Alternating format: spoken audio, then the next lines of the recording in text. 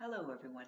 This is the overview for Chapter 2. Chapter 2 focuses on positivist theories, and there are quite a few of them, so this video is going to be a little bit longer than that first one. So let's start with the Anomie strain theories. There are three major theories here that are discussed in the chapter. They are the theory by Robert Merton, a theory by Albert Cohn, and a theory by Cloward and Olin. And so let's start with the strain theory by Robert Merton. Robert Merton focuses on a gap between the goals, the material goals for success that society has for us, and the gap, that is the difference, the strain between what are the legitimate opportunities for achieving that material success. Essentially, what Robert Merton is arguing is that we are bombarded with all of these images of what success is, and these are all these material things that we're supposed to get: the nice house, the nice car, the beautiful jewelry, vacation homes, all the toys, the phones, the top of the line, this, that, and the other.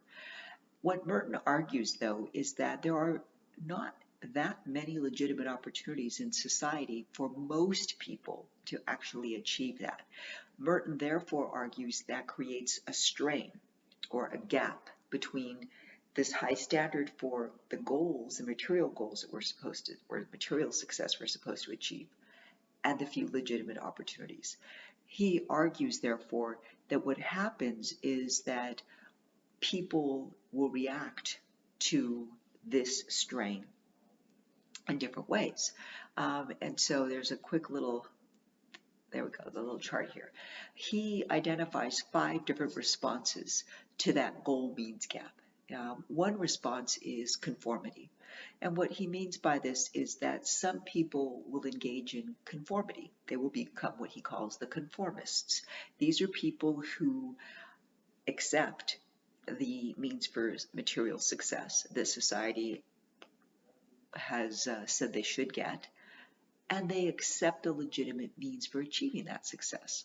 So these are people who go to school, they work hard, they network, they work overtime, they follow the rules, the laws, they do everything they're supposed to do, all the while trying to earn that success in the way that's the socially acceptable or the legitimate ways of achieving that success. The second type of response is the innovation. Innovation is when people want that material success. They accept those goals, but they don't really want to do it the way that society says they should. So innovators are people who perhaps will achieve their material success in illegitimate ways. Sometimes those illegitimate ways are illegal. So people who perhaps gain wealth by robbing banks or selling drugs or engaging in white-collar crime, etc. But other times, an innovator is someone who achieves their success in a way that society would initially say was the wrong way to do it. So here's another type of innovator. I want you to consider Mark Zuckerberg, Steve Jobs, and Bill Gates. All 3 of these men, Steve Jobs is dead now, of course, but all 3 of these men have been, and Jobs was, very successful. They became very wealthy, but all 3 of these men also dropped out of college. They didn't finish. Okay. Now, at the time, my guess is their parents weren't all that happy when they said, hey, guess what, Mom, Dad, I'm dropping out of college because I've got this great idea in technology and I think I'm going to make myself a multi-millionaire. I'm pretty sure your parents wouldn't necessarily think to pat you on the back if you said, hey, I'm going to drop out of college because I've got this great idea that I think can make me a multimillionaire. And so they achieve their success in a way that is not generally sanctioned by society. Um, they were innovators. And of course, as I said, innovators could also commit crimes to get their success. Ritualists. These are people who engage in what Merton called ritualism. Essentially, they're going through the motions, right? That's what a ritual is. It's when you go through the motions and you don't really even have to think about it anymore. Think about this ritual. Hopefully it's a ritual for all of us. Brushing your teeth twice a day. Why is it a ritual? Because you don't really have to think about it. Right? You get up in the morning. Some people brush their teeth first thing in the morning, others after they eat breakfast. But whatever your ritual is, before you do anything else or after you eat breakfast, brushing one's teeth is part of most people's morning ritual. We don't even have to think about it really. Same thing with the nightly ritual of brushing one's teeth. We don't really have to think about it. It's just something we do. We're going through the motions. In fact, we might even be doing other things while we're brushing our teeth. We might be watching the news. We might be checking our emails, etc. We don't really have to think about it. Another ritual that's very common is one that I grew up with in the Catholic Church. You walk into the church foyer, and there are fountains, little fountains of water, and you dip your fingers in the water, you bless yourself, and you walk into the church. Ritualism. When Merton talks about ritualism, he's talking about this idea that there are people who realize they're never going to get the material success that society says they should get. And so they tell themselves, I don't want it. It's not something I want. I don't need a big fancy car. I don't need a big house overlooking the Pacific Ocean with, a pool, tennis courts, the whole nine. I don't need all that. I don't want all that. I'm happy with what I have. I'm happy with my home here in the east suburbs of LA or out in the far valley of LA. And I'm happy with the car I have. I'm happy with my life. I don't need all that stuff. Okay. And so they don't try to earn it, but they do what society says they should do. They go to work every day. This is the Linda means. They go to work every day. They pay their bills on time. They send their kids to school. They're soccer moms and PTA dads, and they go to church, and they do all the things that society says they should do, all the while knowing that they're not going to ever achieve that material success, and telling themselves they don't want it. They don't want it. They don't need it. Retreatists. Retreatism is when people reject the goals for material success. They don't want that stuff. They don't want all the things that society says they should have. And they also don't embrace the societal means of achieving success. That is, they don't believe that in Merton's work, that capitalism is not the means, the best means for society to operate. They want to change, I'm sorry, that's retreatism. I'm talking about retreatism. I'm starting to go into rebellion.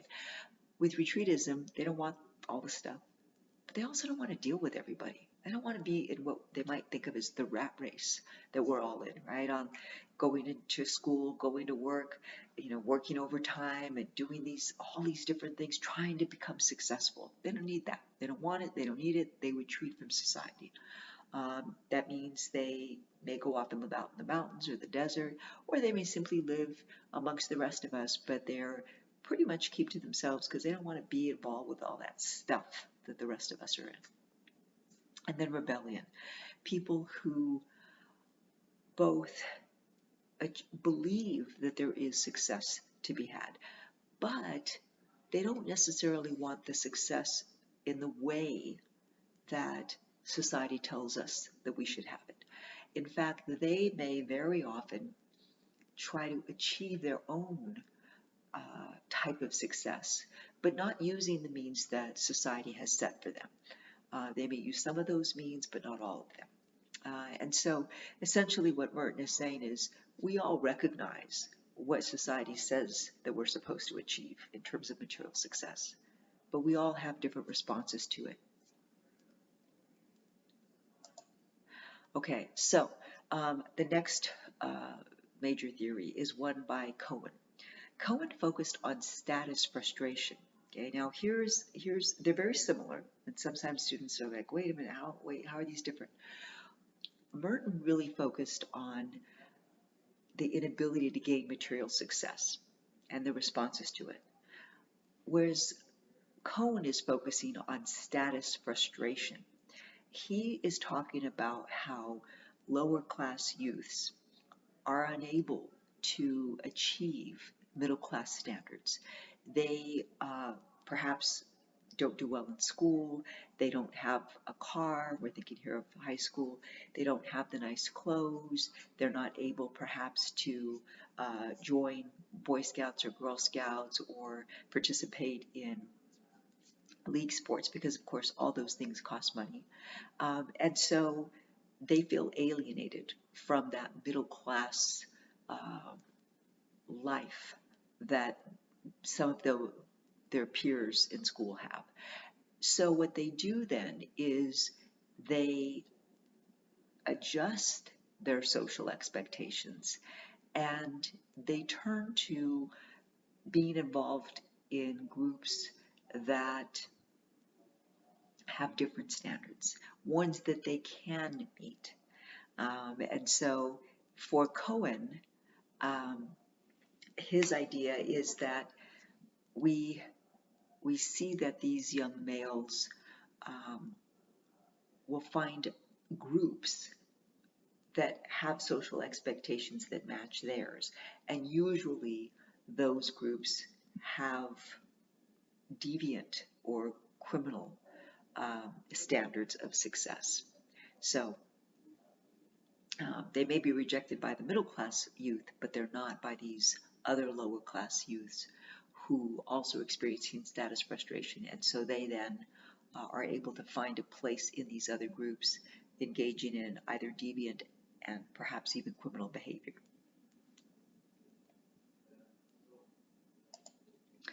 Cloward and Olin actually extended Merton's theory. And while they focus on differential illegitimate opportunities, and so here's the idea. Merton is focused on this idea that the lower classes typically see what they are supposed to achieve, recognize they can't get it, and then they adjust their response to that reality. But Cloward and Olin, they're really focused on this idea that people engage in deviant or criminal behavior depending upon what kind of opportunities are available to them. So consider this. Somebody who works as a janitor cleaning schools doesn't have the same sort of deviant or criminal opportunities as a person who works in an office building, somebody who's a banker or a lawyer, say. Those individuals have very different deviant and criminal opportunities available to them. A janitor can't embezzle money. The janitor doesn't control money, doesn't have any access to the books of the school. But the banker could perhaps engage in embezzlement because that banker has access to how funds are held, how they are moved, etc. Similarly, a lawyer has access to defrauding clients because lawyers are supposed to have two different accounts. They're supposed to have an account for client funds, and they're supposed to have a separate account for their law firms. Well, what if instead of when a settlement comes in, the lawyer, rather than putting into the client fund so that he or she can later pay the client, rather the lawyer puts that check into their own legal fund, their own law firm's fund, and they use that. Well, wait a minute, the client's going to ask, hey, where's my settlement? Well, but what if the lawyer tells the client, yeah, I'm still working on that settlement, and the lawsuit drags on for a year, maybe two, and all the while, that lawyer is using the client's money. Illegitimate opportunities, differential illegitimate opportunities. Depending upon your status, you may have different types of opportunities to engage in deviant or criminal behavior. That's Cloward and Olin.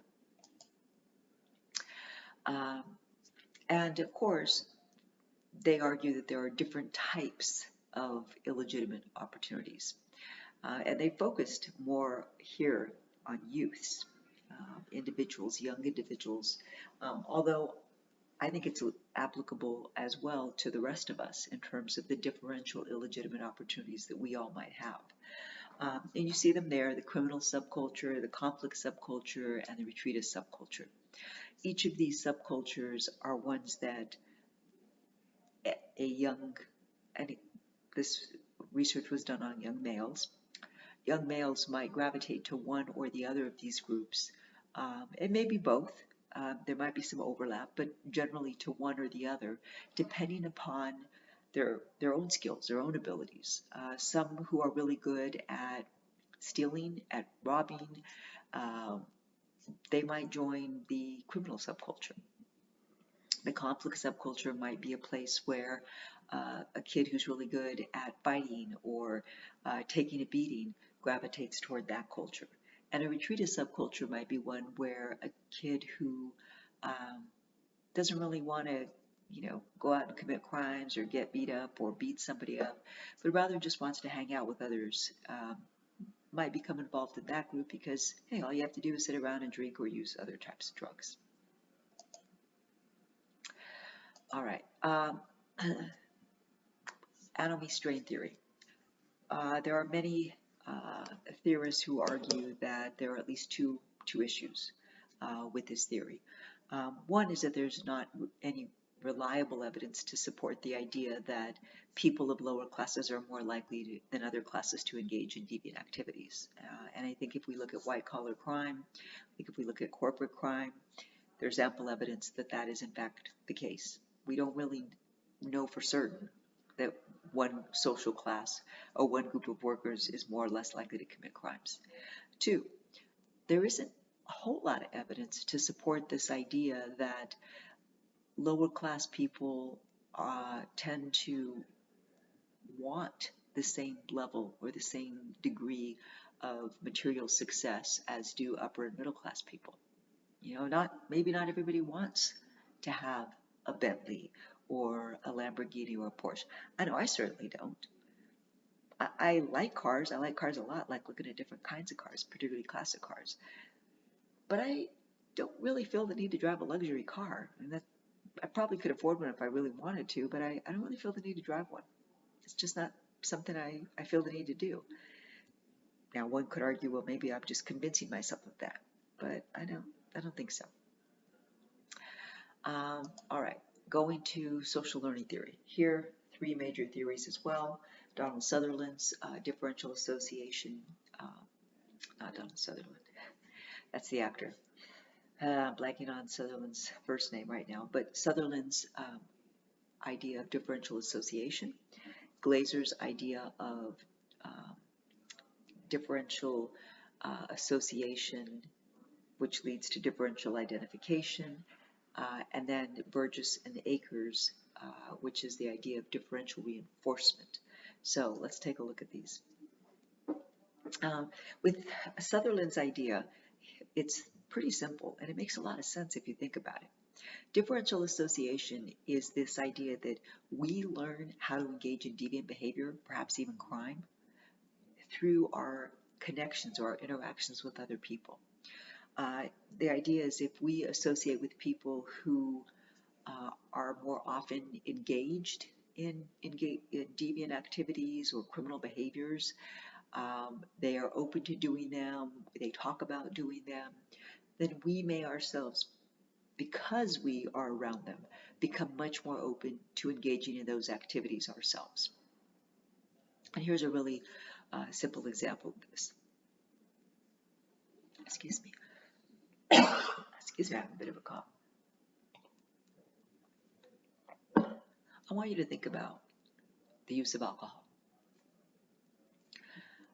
For a lot of people, when they first used alcohol, it wasn't by themselves. They didn't wait till nobody else was home and then they went and snuck a bottle of wine or a six-pack of beer, whatever their family had in their homes. Hold up.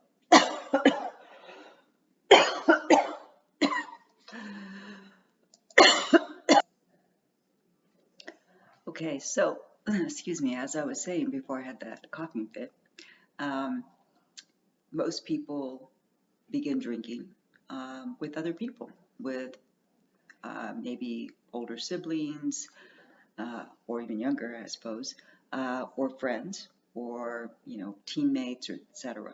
Most people do not just start drinking on their own. Same thing with smoking. Or even committing other deviant activities. Think of cutting school. A lot of us probably first time we ever cut school was with our friends. So that's the idea of differential association. The more we are around people who have ideas that committing deviant or even criminal behavior is okay, then we are more likely to engage in it ourselves because we can learn it from them.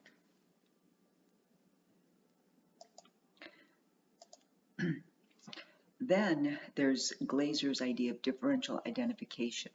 And his idea is that we can be around people who are engaging in deviant or criminal behavior. And yet, that doesn't necessarily mean we will.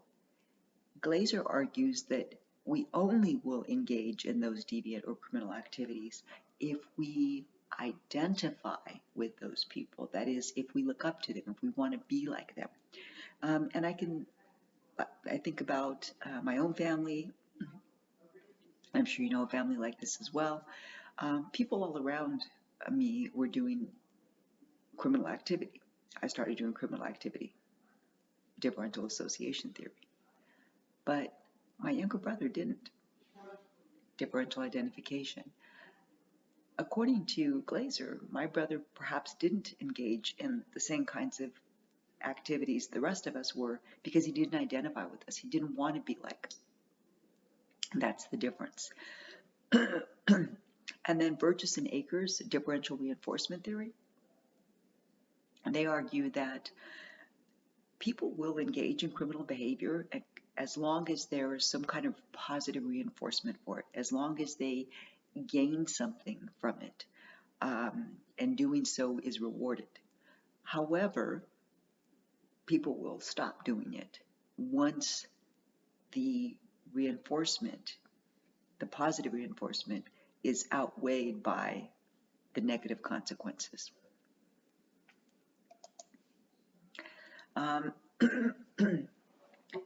What are some of the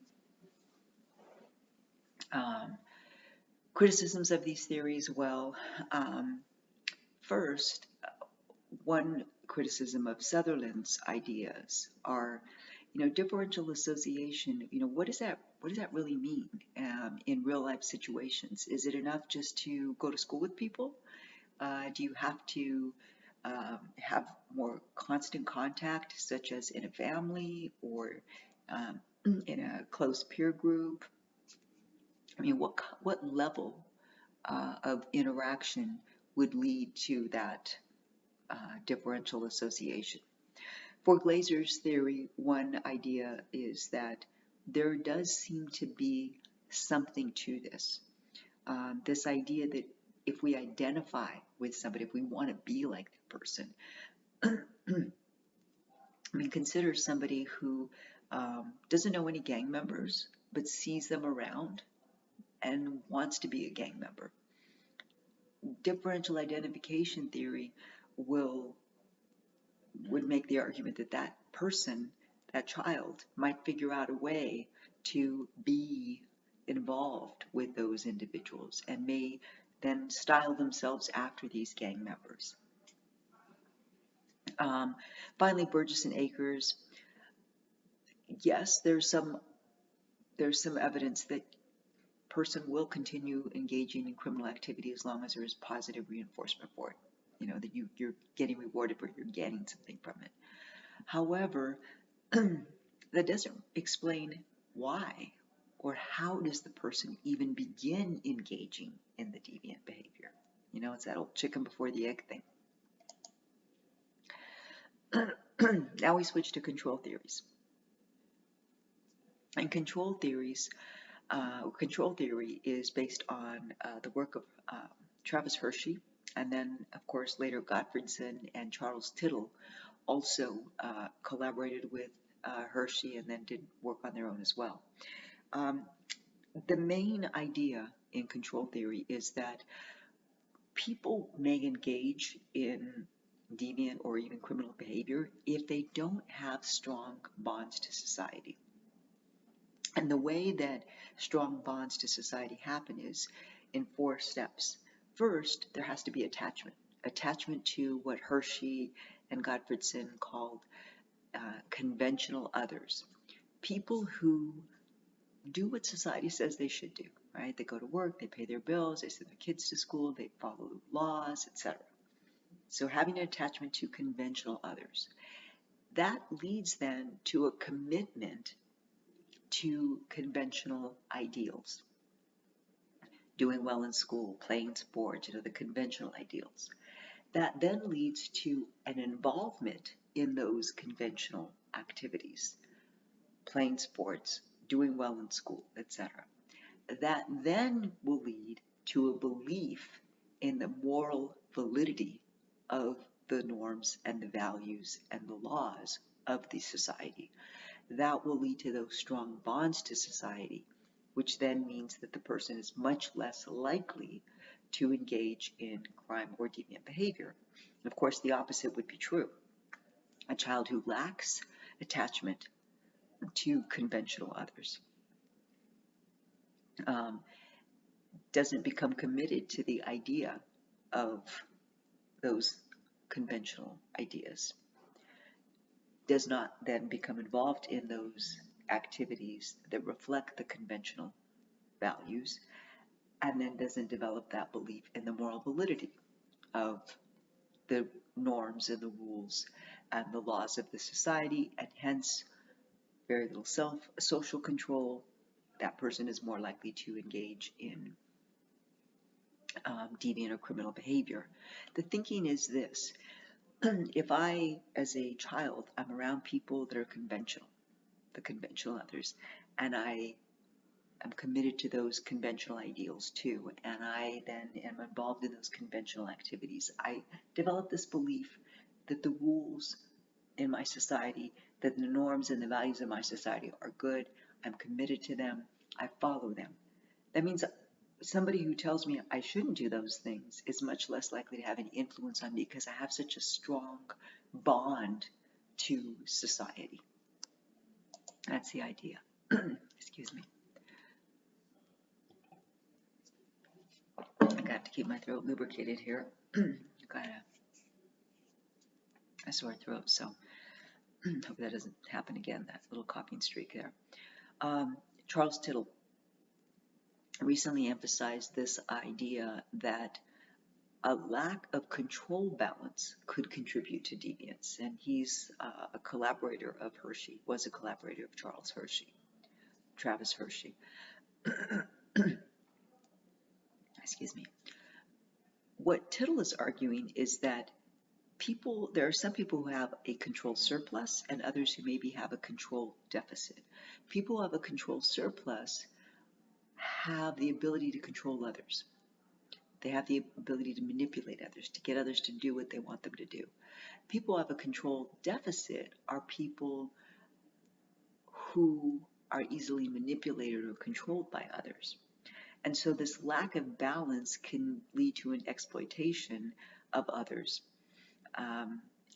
so that that person is manipulated or encouraged or persuaded quite easily to engage in theft and other types of deviance or even crimes that actually benefit the person who has the control surplus. Brathwaite. I missed Sykes and Matza. It's one of my favorite ones. Sykes and Matza, long ago, well, I say long ago because it was over 40 years ago now, came up with this idea of the 5 techniques of neutralization. They argue that people know when they've done something wrong. They know the difference between right and wrong. They do. However, in order to be okay with their actions, to justify their actions, they neutralize their behavior with one of these excuses or responses. One thing they might do is to deny responsibility. They might say, well, I don't know what you're talking about. I didn't do that. I don't know what your evidence must be wrong because I didn't do that. They just simply flat out deny it, even though there might be evidence. That's not me. Didn't do that. Nope, didn't do it. I don't know what you're talking about. They just deny responsibility, and in hopes that if they deny it enough, maybe people will believe them. Denial of the victim. This is an interesting response because what they do is they turn their behavior around and put it on the victim. They essentially blame the victim. Well, I wouldn't have had to beat the shit out of you if you hadn't made me so angry. Or I wouldn't have stolen the money if you hadn't been so mean to me. They're essentially blame the victim for their behavior. Denial of the injury. They may actually say, yeah, I did that, but no one's hurt. No one's got hurt. No one, is any the worse for what I did. So no harm, no foul. Doesn't matter. Condemnation of the condemners. This is one politicians use a lot. They say, I'm bad. Think about all the bad things that those people have done. They've done X and Y and Z. They're horrible. Hey, that deflects all the blame onto those other people, or all the focus onto their behavior. And maybe they stop looking at yours. And finally, an appeal to higher authority. I had to do it. There was just a moral imperative for me to break the law, right? Like if I hadn't done that, then something else bad would have happened, and so I had to do it. Morals are more important than laws. Matza later expanded this idea of the techniques of neutralization to a theory he called drift, which means that he argues youth who engage in criminal or deviant behavior are not necessarily committed to a life of crime. That there are youth who can easily move back and forth between being law-abiding, upstanding teens or youth and occasionally engaging in deviant or criminal activities. And I think we probably all know somebody who in high school fit into this category, somebody who perhaps was a star athlete or was in student government, an A student, etc., who occasionally drank or smoked weed at parties on weekends, right? And so that idea of drift, where a person can normally engage in the conventional activities and conform to conventional ideals, but every now and then drift over and engage in criminal or deviant behavior, seems to be something that probably all of us are capable of. Brathwaite's got an interesting theory. It focuses on shaming. And what Brathwaite did is he studied Japan. He studied the way that Japan uses shame, and he compared it to the way that the US uses shame. And what he found was that he identified two types of shaming: reintegrative shaming and disintegrative shaming. Reintegrative shaming, he argued, is when the person is punished for their behavior, but even though the person is punished, maybe shunned or banished, put in prison or jail or something, that person, once they have served their time or if they've done their penance, they're welcomed back into the community, and they're forgiven because they paid their dues, essentially. Disintegrative shaming is when a person who does wrong is shamed, shunned, stigmatized, banished, and even when that person is let out of prison, that person is still shunned, is still stigmatized, is still labeled as a bad person. And you can think about the way in which the United States treats people who have committed a crime. We use disintegrative shaming. We put them in prison, put them far away from all of us good people. We label them as convicts. Then when they get out, even though they've served their debt to society, we still shun them. We don't want them as neighbors. We don't want to date them. We don't want them to be part of our families. We still stigmatize them. We call them ex-cons and ex-felons, etc. We don't want to hire them. We use disintegrative shaming. It is no, according to Brathwaite, it should be no mystery then why the United States has a very high recidivism rate and Japan does not. Brathwaite suggests that we could, in fact, reduce the recidivism rate if we used more reintegrative shaming and less disintegrative shaming. Deterrence doctrine, deterrence theory. This is the idea that humans are rational and that they will continue to commit crime unless the cost of doing so is very severe. So there are three factors to deterrence theory. The belief is that punishment, once somebody engages in crime, punishment must be swift, must be certain, and it must be severe. Those are the three factors. My thinking is if someone commits a robbery, that person is swiftly punished, right? Prosecute them quickly. They know for certain that they're going to get punished, and they're going to be punished severely, right? Put them in prison for a long time. There are two types of deterrence, general deterrence and specific deterrence. General deterrence is this idea that when someone is punished for doing a crime, it deters the rest of us from engaging in crime because we see what happened to that person. We don't want it to happen to us, therefore we won't do that. We won't do that bad thing. Specific deterrence is to deter the individual. When we punish someone swiftly and harshly with certainty, then that person hopefully will learn, okay, geez, I don't want to go through that experience again, so maybe I just better walk the straight and narrow. I ask you to do a paper for this chapter about the death penalty, capital punishment, and deterrence doctrine. There are many people who argue because capital punishment is a form of deterrence, of general deterrence and specific deterrence. It's meant to keep all of us from committing murders because we see when someone gets put to death, and of course it deters the person because we put them to death, they'll never commit another crime. But I ask you to write a paper about whether or not you think that this theory really does work in that way. All right, so I'm going to leave that, and this is just a summary of the different theories. So thank you for watching. I will see you for Chapter 3 overview.